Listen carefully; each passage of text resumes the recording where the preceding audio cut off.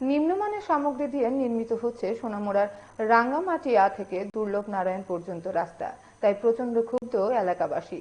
তারা এই কাজে বাধা সৃষ্টি করলে কিছু মাফিয়া এসে হুমকি দিতে থাকে।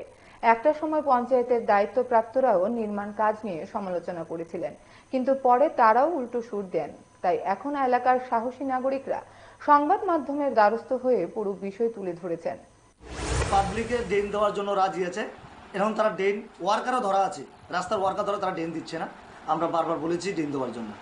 তখন সুনামর থেকে অনেক দালাল মোস্তান মাফিয়ারা আসলেন, এসে আমাদেরকে ধমকাধমকি করছেন, হ্যাঁ কে কাজ বাধা দিয়েছে সেই করবো। আমরা বলছি ঠিক আছে, বাধা তো দিয়েছ, ঠিক আছে, এস জুসার আসুক, এস জুসার আসলে পরে রাস্তার কাজের কি টেন্ডার ধরা আছে, কে কাজ পেয়েছে কে কিনা, আমরা তারপরে সেখানে কাজ করতে হবে। এর আগে আমরা এখানে কাজ করতে পারবেন না, আমরা সেই কথাটা আমরা বলেছিলাম।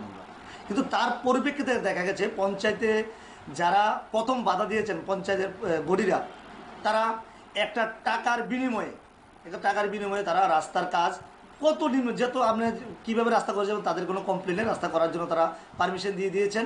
এরা ওই যারা কন্ট্রাক্টর আছেন তাদের মুখ থেকে বক্তব্য যে আমাদের পঞ্চায়েত থেকে বলেছে কাজ করার জন্য, হ্যাঁ তারা এইভাবে বলেছে। তারা আমাদের পঞ্চায়েত বডি আমাদের জন্য মিথ্যা মামলা করেছেন প্রায় ৬-৭ জনের নামে, নামটা এখনও আমাদের কাছে আসেনি।